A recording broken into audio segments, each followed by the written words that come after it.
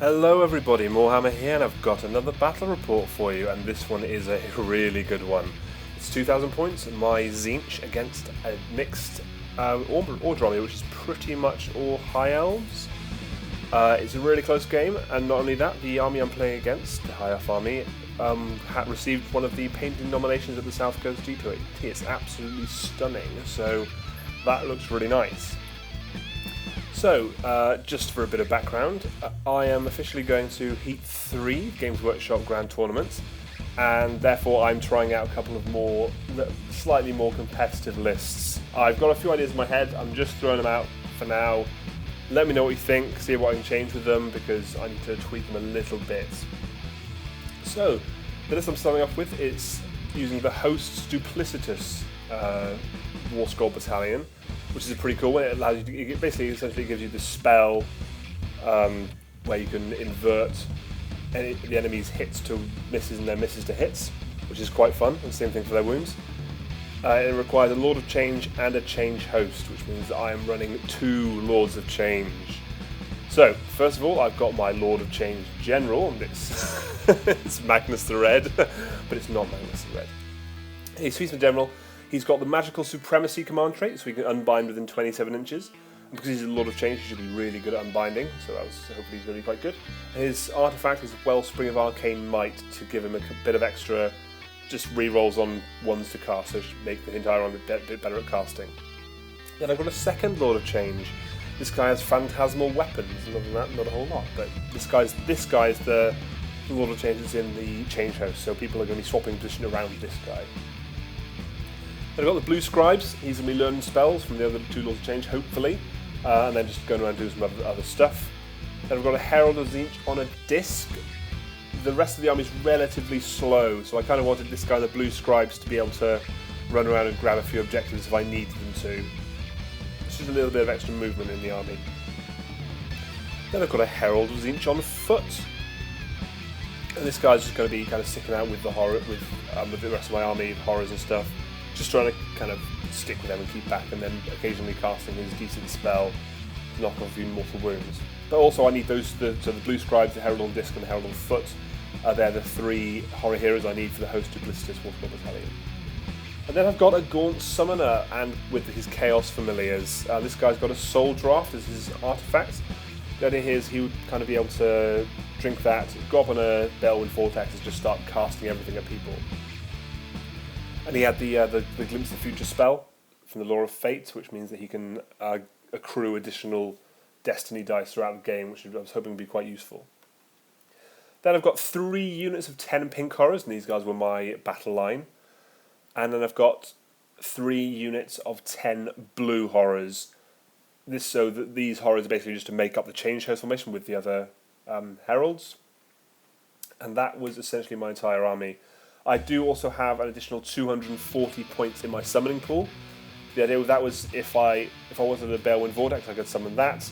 Otherwise, it would be largely for splitting. But I could also bring in my Herald on foot or whatever where I needed it if I wanted to do that instead. So quite a lot of options there from the thing. So the list as far as it goes, I was looking forward to trying out the magical Might of 2 of Dual Lord of Change as well as their Combat Punch. But I was intrigued to see how I would fare with a much more static than usual army, because usually I do prefer a bit more of a movie army. So we'll see how that one goes. So here is a picture of deployment, and we're playing the second mission from the General's Handbook, Blood and Glory, where we've got the 4 objectives in the centre of each quarter of the board. And whoever controls the most at the end of the game wins, or automatically wins at the end of battle round 3. So starting on my side, on the far left, I've got a unit of blue horrors, then a unit of pink horrors, behind which is the Herald of Tzeentch, or behind to the left, kind of behind the blue horrors really actually. Then to the right of them, I've got another unit of blue horrors, behind which is the Blue Scribes and Magnus the Red, looking pretty boss. Then I've got another unit of pink horrors and another unit of blue horrors, behind which is the Lord of Change. In front of the Lord of Change, you can't quite see him because of his big wing. I've got my Gaunt Summoner, relatively central, so if I do decide to bring in a Bellwind Vortex, he's going to have really good line of sight to everything. Then following over to the right, then I've got my Herald on Disc behind that building, and then another unit of 10 pink horrors. On his side, starting on the far left, he's got a unit of 10 Illyrian Reavers. Then a unit of 10 spearmen just sitting on that objective. Then coming across the right-hand side, he's got a Frost Phoenix, I believe. It's a Frost Phoenix? Yeah, it is. Then he's got a unit of, in the river, sitting in the river, he's got a unit of 5 Dragon Blades, which are the old Dragon Princes, I believe. Behind that, he's got a Lawmaster and the Dragon Elf Hero. I can't remember what he's called. And to the right of him, he's got a big old elf on dragon. Not sure exactly which water roll it is, but he's an angry guy. He's got a big dragon. In front of that, he's got another unit of dragon blades, and to the right of those dragon blades, another unit of 5 Illyrian Reavers. So he had a very fast army, very punchy, but you know what? It should be alright. I was hoping he was going to come forward, and to be able to push my horrors into him and then just shoot him off with magic. That was kind of my plan. And for once with my army, obviously it's a 1-drop army, which is great, so I decided to give him the first turn.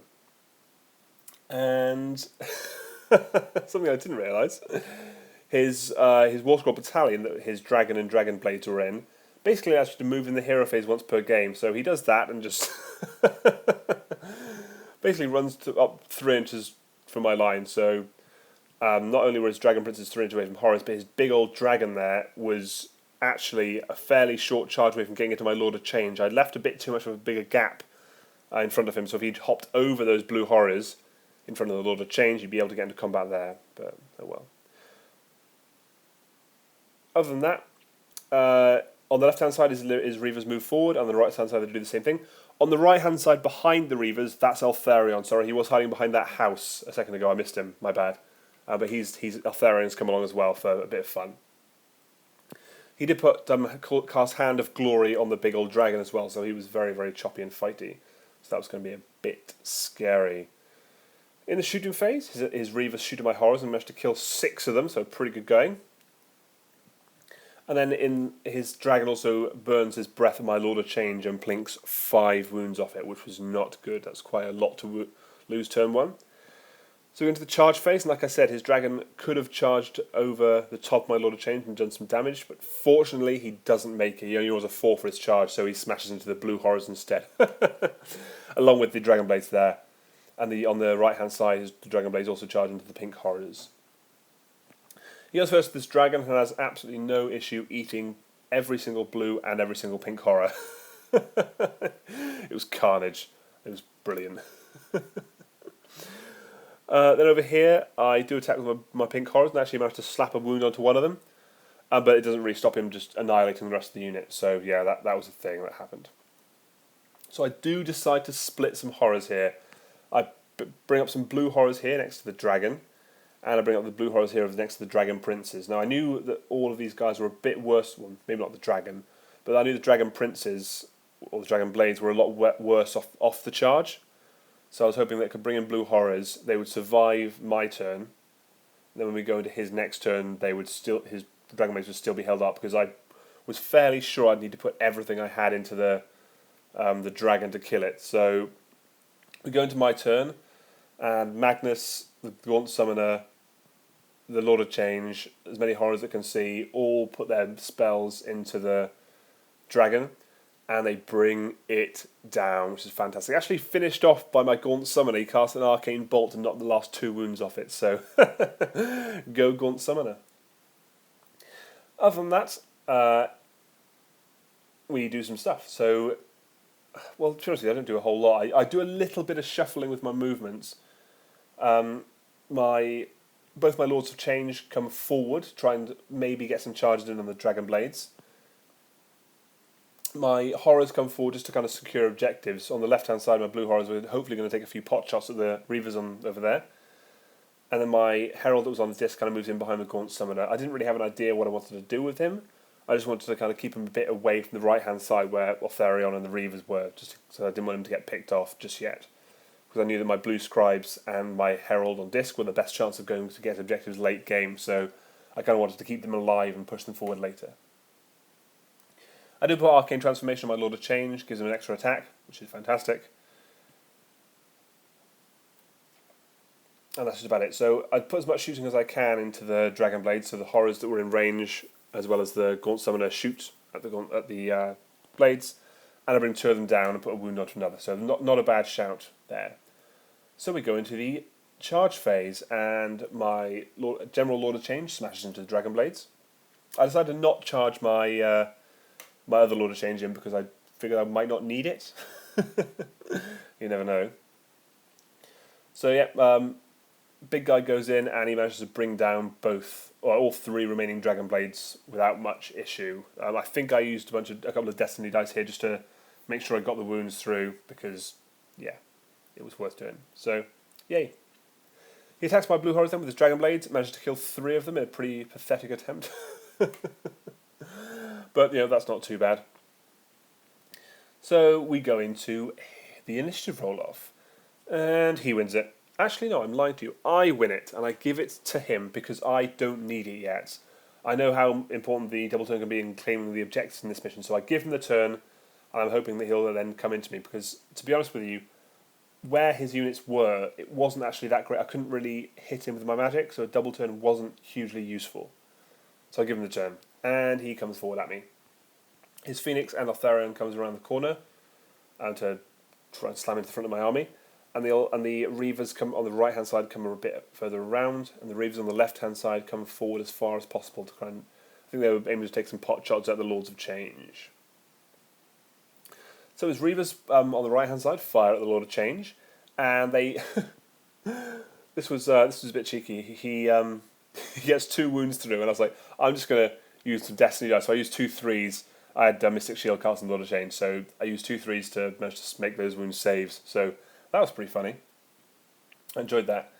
And then over here, Legion Reavers fired at the Herald of Tzeentch on foot and plinked 3 wounds off him. So he's not dead, but he's not doing too great either.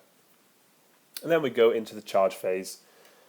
Altharion and the Phoenix both slam into the Horrors. Fortunately, there was no gap for him to fit into the Lord of Change, but if he did attack the Blue Horrors first, he might be able to pile in with Altharion. So his Phoenix has the Quicksilver Potion, so he drinks that, because the Anointed drinks that, I guess. And he goes down first, and he wipes out all of the Blue Horrors, which leaves him on his pile-in, which means his Altharion then piles into the Lord of Change and attacks him, which is not good, because if you don't know what Altharion does, he hits like an absolute train. Unless you roll literally nothing but 1s and 2s, so Altharion totally fluffs his attacks, and is left with doing no wounds to the Lord of Change, which is absolutely a-okay by me. So we go into his Dragon Prince's attack. They wipe out the Blue Horrors, no problem. When I attack with my Lord of Change against Altharion, I just do no wounds to him. I totally fluff my attacks as well. And I did not complain at all because I was absolutely fine with that. So we go into my turn. And I do some stuff. I cast some spells at the Reavers on the right-hand side from my Pink Horrors and my Herald. And I managed to knock 3 of them off. I actually think I cast Pink Fire with him. And I did 6 mortal wounds to the unit. So that knocked 3 of the Oliva and Reavers down. That's fantastic. Magnus and the Lord of Change... Actually, I think... Yeah, and my Gaunt Summoner all target Altharion with their spells. And they managed to bring him down as well. So they shoot him straight off. Also, incidentally, this guy was actually finished off by my Gaunt Summoner, casting Arcane Bolt. So he's doing really well. I do actually manage to plink a couple of wounds off the Phoenix as well, so that was a pretty good start too. Let's go into the movement phase. My Lord of Change on the right-hand side jumps across towards the Dragon Princes, so I'm going to go in there and deal with them. Magnus... I should keep calling him Magnus, shouldn't I? My General Lord of Change moves within 3 inches of the Phoenix, hopefully charge him. And so does the Gaunt Summoner, with the idea that he might be able to just stab him with his Warp Tongue blade. On the left-hand side, everything kind of moves up forward. I move my Blue Scribes up because I figured that he might be able to go and take the objective on the back field. That'd be very useful. Also on the right-hand side, I moved my Herald of Tzeentch on disc over to the building towards the centre of the board. I was hoping I might be able to deal with some of his characters over there with him. So we go to the charge phase, and my Lord of Change slams into the Phoenix along with the Gaunt Summoner, and my Lord of Change over here slams into the Dragon Blades, and that was hopefully going to be okay. When Magnus stops attacking, he's done 5 wounds total to the Phoenix, so not bad, Turns out these guys are super tanky. They've got a very good save as well as a 4-up kind of ward save, so they're pretty brutal. He puts a bunch of attacks onto the Gaunt Summoner and actually manages to kill all the familiars and put 2 wounds onto the Summoner himself, so that was a bit interesting. So fortunately he wasn't quite dead, so that was nice, and I was still going to be able to stab him with the blade. So I attack my Lord of Change, and I ought to bring down all 3 of the Dragon Blades. Because this guy's got Phantasmal weapons, he's got a rend of 3, which means they get no save. I got 2 hits, and I decided to use a 4 and a 2 from my Destiny pool to make sure those wounds go through and kill all 3 Dragon Princes. So that was fantastic to get rid of them. With my Gaunt Summoner, I end up using a hit and a wound from my Destiny pool just to get him through. Unfortunately, he does save it from his ward save. He fails his armor, but not his ward. It would have been very, very funny to try and turn this guy to instantly kill this guy with a Warp Tongue blade. But say la vie, can't win them all. So we go into the initiative roll-off, and he wins it, which is fine actually. I can live with that. I'm in a pretty good position so far, so I'm okay with that. First thing he tries to do is try to cast Hand of Glory on his Phoenix. And he cast it on like a 7 or an 8. And I decided to use a 5 from my Destiny dice pool to get Magnus to dispel it. Which not only means that he doesn't have Hand of Glory this turn, but it means that I learn Hand of Glory to cast it on myself in subsequent turns. So my Lord of Change now has Hand of Glory, which was fantastic. I was really happy about that. Other than that, not a whole lot happens. His spearmen stay in their place. He actually, this turn, he forgets. He's got some Illyrian Reavers on the right-hand side. They're just off screen. He actually forgets about them, so they're not in this turn.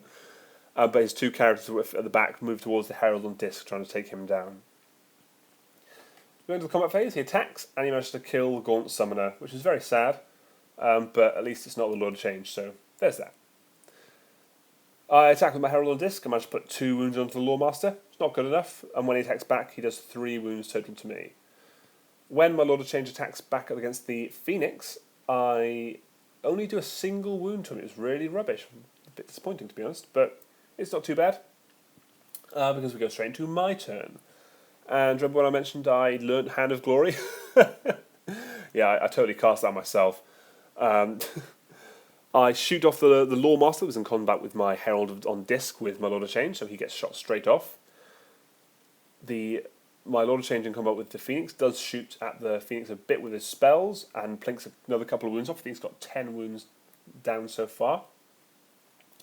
And my Blue Scribes also casts a spell. I think Tzeentch's Firestorm is one he cast. He learnt it earlier from the Lord of Change. He casts it at the Spearmen, and 5 of them get knocked over, so that was pretty good.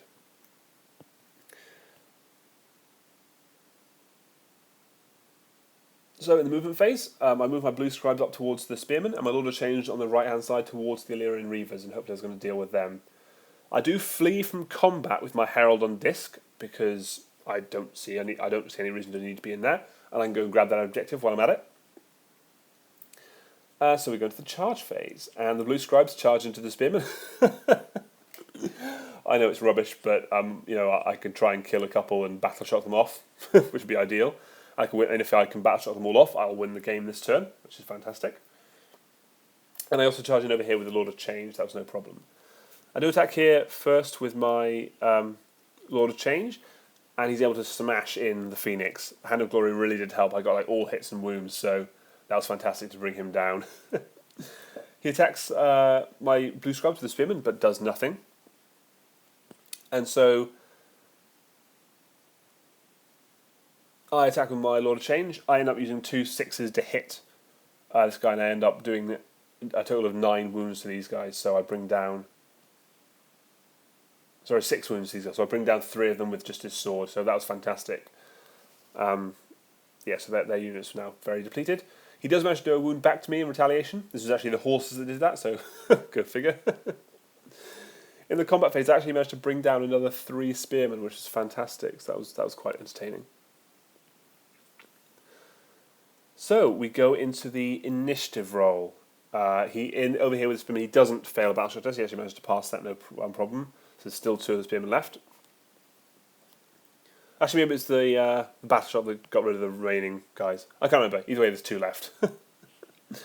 So we go into the initiative roll, and I win it, which is a good time to take it because now I can try and finish him off. The Lord of Change on the right-hand side shoots off the rest of the Illyrian Reavers. They were now gone, and Magnus moves towards the Dragon Prince in the middle, the hero in the middle there. So that was hopefully going to be a short, sharp fight. I do cast Hand of Glory myself again because why not? And my blue scribe also tries to cast a spell, but I think I failed to cast it, which is a bit rubbish. But it's not too bad. I can live with that. So we're going to combat. Magnus attacks first, and he doesn't do a single wound to this guy. He's got like a 4-up rerollable save, so it's just really tough to get through when he rolled out of the box. What can I say? And then he attacks back against Magnus and does 3 wounds to him. So, that didn't go well. Other than that, not a whole lot happens. I don't manage to kill any spearmen in combat phase, and he doesn't do anything to me. So we're going to do his turn, and he attacks the blue scrubs with the spearman and does a single wound to him. So I've only got 1 wound left now. I do attack with Magnus, and I managed to put 4 wounds onto him this time, so a bit better. He's only hanging on there with 1 wound left, and that was pretty good. So with that being said, we go into my turn. Oh yes, the initiative roll, which I won. Go into my turn, and I decide enough of this pathetic hoedown, and I just shoot off that guy. So bit unnecessary, but it was funny.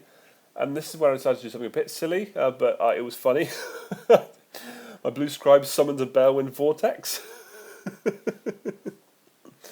So yeah, that was pretty entertaining. He summons that just to, and it gets out of combat. So now I'm officially at least not going to get killed by the spearman, which is quite nice. I do cast a spell at the spearman. I think I kill one, and then with Battle Shock, the remaining guy runs away. And there you have it. At the end of that turn, I score all 4 objectives, even though it's also turn 5, so it ends anyway. So there you have it. That's the end of the game. Another victory for the Demons of Tzeentch. And what an interesting army. It's very different to what I've been playing so far, purely because it's got very little in the way of movement, and that's something I quite like generally. I thought the Lords of Change performed very well, as you might expect. They're just kind of magic masters, so shooting people off left, right and centre. But the army is very static. It takes the charge from stuff. The horrors die and the Lords of Change are sort of left to mop stuff up. And I'm not sure how I feel about just taking a bunch of essentially what's chaff. Because that's what I'm bringing to the fight with all the horrors. So I'm gonna have to think about this army a little bit. I might try it a couple more times.